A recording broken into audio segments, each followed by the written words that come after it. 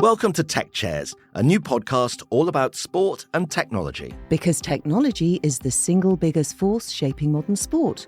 But how did we get to this point? So in this first series, we'll try to answer that with the help of innovators and experts from all over the sports that we love so much. So, whether you're a fan, work in the industry, or are simply tech curious, this is the series for you.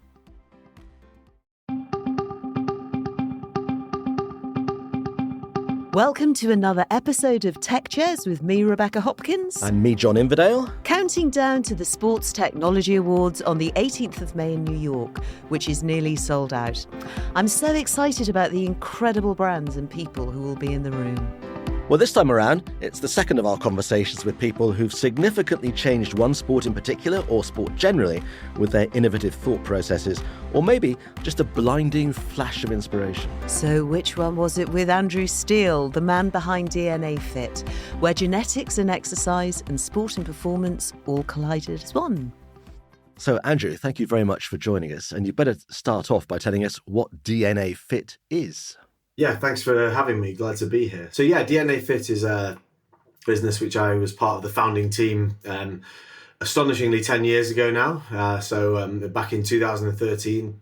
And really we were trying to help people identify how their genetic makeup, how their DNA profile might affect the way they responded to exercise or nutrition and some other sort of well-being and health factors as well, so stress and sleep response, for example. So we really started the business with a kind of sports frame to what we were doing, helping people sort of hopefully improve their sporting performance. And that came partly because I was an Olympic athlete previously, and that was sort of very close to my heart. And as we grew, the people that became users of the product and that really got benefit from us was much wider than just sport, but really at its heart, it was what I call a sort of human performance technology. But what was the moment that made you think, do you know what, we can absolutely link these two areas? Well, I won't take credit for that exact sort of flash of brilliance. So a little bit of the story for this was, so I was at the time, I was still a professional athlete. I was running the 400 metres for Great Britain, and I was on a training camp in Arizona. And one day a swab arrived in the post for me, which had been sent by a chap who was actually looking to explore sort of feedback from sports people on this potential technology that he'd been working with a scientist on. And there was a couple of really interesting researchers looking at how this might be applied. So there'd been, ever since back in sort of the advent of the Human Genome Project, which decoded the entire human genome in 2003, there was people thinking that they could probably identify if someone could be a sports person or not. And there was lots of disparate research into the utility of genomics in sporting performance. We know there are heavy genetic factors, but no one had quite sort of figured out what that utility would be in knowing that and how to do it cheaply or at scale, basically. And I was an athlete, and I'd reached a certain point in my career where I was on the way down, shall I say, from my performance sort of peak. So I did relatively well at the Beijing Olympic Games in 2008, and then I failed to make the London 2012 Games 4 years later. And this came sort of just after this reckoning where I'd had to sort of come to terms with the fact I'd missed out on the biggest possible thing that was ever going to occur in my sporting life, and figure out sort of what I was, who I was in the future, what I was going to do next. And this sort of test came at the time, and I did it with some ambivalence. Said, no problem. Yeah, I'll take this test. It was just a little swab that you did on the inside of your cheek. And I basically got a very manual sort of Word document from the scientist as a result, saying, by the way, there's a few things here. You haven't got this particular gene, which is overly common in elite level sprinters. You do have a particularly high risk of Achilles tendon injury. And there was a few other factors, and they all spoke very personally to what I'd experienced in my sporting career. And so at the time, I just wrote back to him and said, by the way, this was great, well done.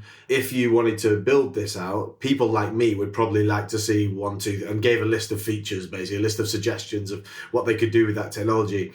And to cut a long story short, that ended up with me meeting a guy called Avi, who was the original founder and CEO, and we started working together, and that really kicked off the story of this business journey, which ultimately sort of eventually led to a very high value IPO listing on the NASDAQ last year in 2022 in a few different guises, but effectively a sort of 10-year journey from that start in 2013 all the way through to the NASDAQ in 2022.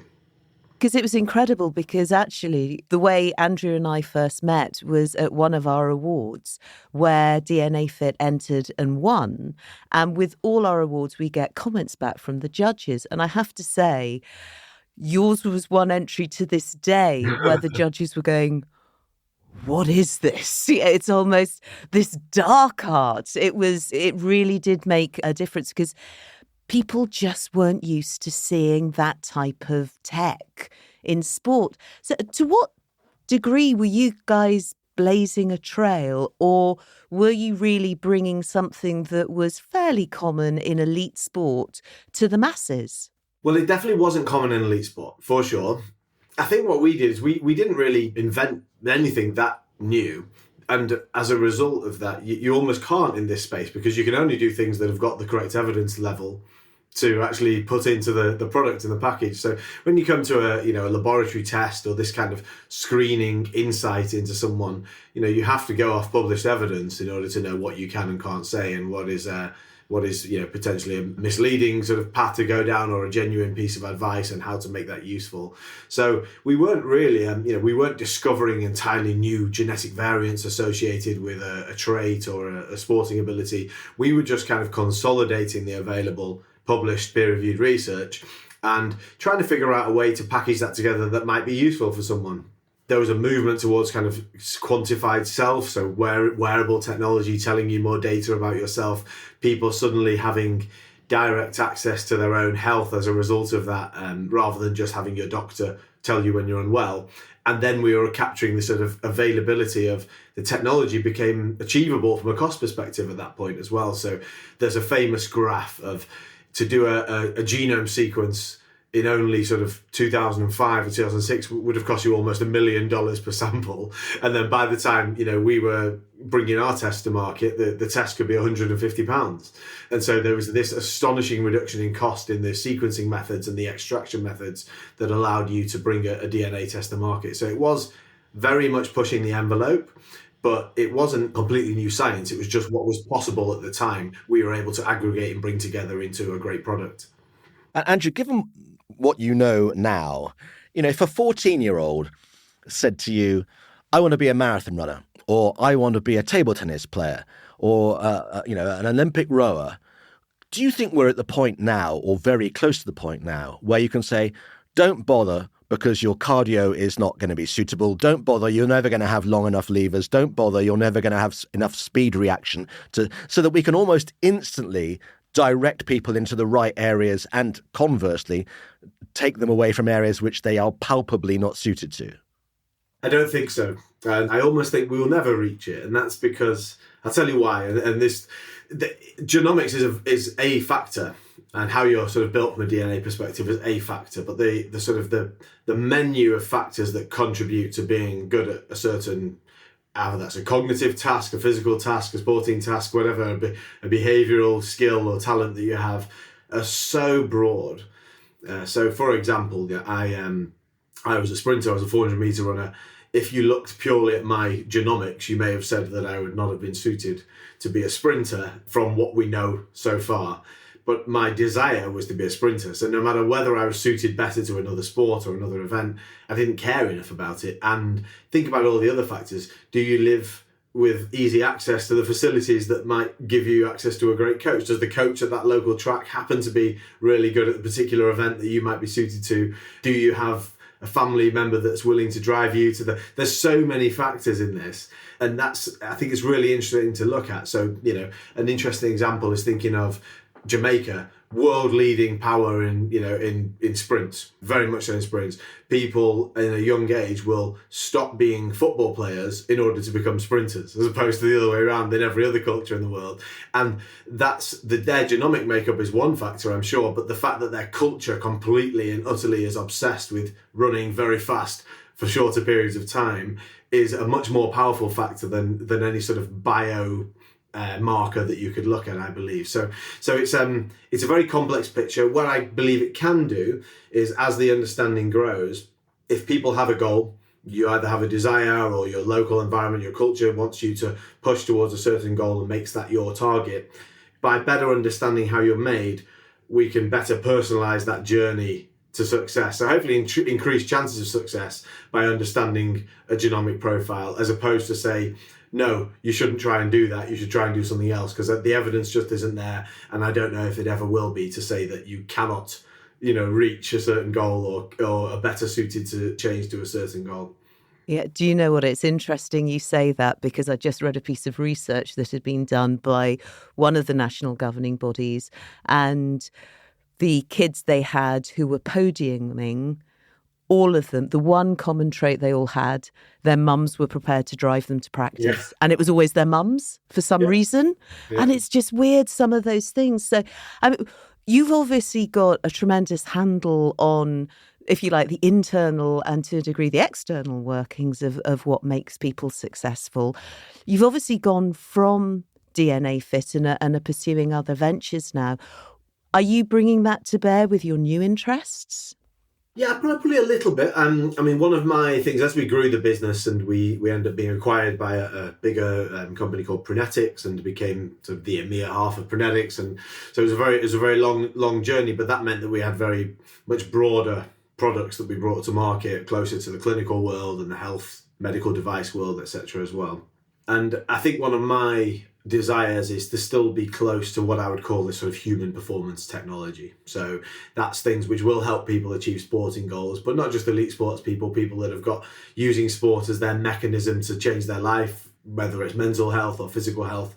So that's what I'm really interested in, is this kind of where sports technology, health technology, sort of nutrition and mindset technology all overlap. And I tend to define that as what I call human performance tech. So now we've had a great journey over the last 10 years in building DNA Fit and into Prenetics, and then culminating in a big milestone, which was IPOing the company. I'm really sort of looking forward to being slightly closer to sport and human performance in the next ventures that I do. Then, honestly, that's absolutely fascinating, Andrew. Thank you. Fantastic. Before you go, we've got everybody who's been doing these podcasts to suggest what they think has been perhaps the greatest moment in sporting technology innovation ever. Would you like to contribute to that? I think there's very many amazing innovations that have probably contributed. I think what I would probably say is I think there's a new dawn of sports technology, which I think, as when we look back on in 5 or 10 years, will probably be very, very more significant than we realise right now. And I think this is where you're starting to see signs of this in terms of revolutionising the fans' viewing experience of sport. So in track and field, in the last season or two in athletics, they've started to give live data feeds from the athletes, the speed they were moving at, the distance between every athlete. And I think now that it's become completely normal for everybody to track certain biometrics with wearable technology, etc. I'm working with a startup that does live hydration, for example.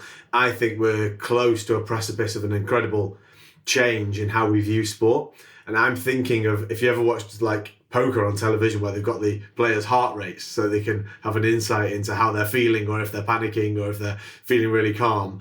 I think I'd love to see sort of sport go even further that way, where you've got a live feed of every single athlete's heart rate, every single athlete's hydration status, every single piece of data about that performance happening in real time. And I think it's a really significant second screen experience for sports viewers, either in the stadium or watching at home.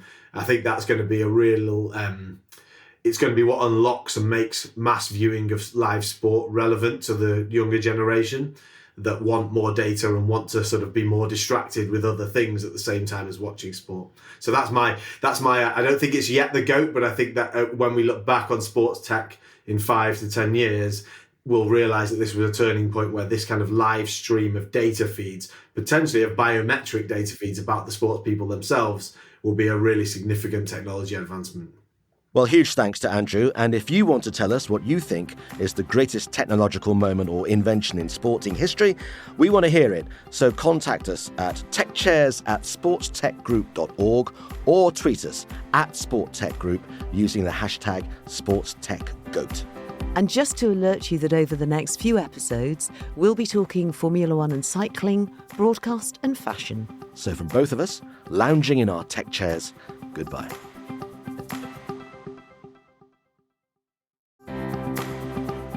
Thanks so much for tuning in to today's episode of Tech Chairs. We hope you found it informative, thought-provoking, entertaining. If you enjoyed today's episode and want to stay up to date with all things sport tech, be sure to subscribe. You can follow us on Apple, Spotify, and all good podcast channels. And if you have any feedback, suggestions, or just want to say hello, contact us on Twitter @SportTechGroup, LinkedIn, the STA Group, or by email techchairs@sportstechgroup.org. Don't forget, if you're posting on social, our hashtags are TechChairs and SportsTechGoat.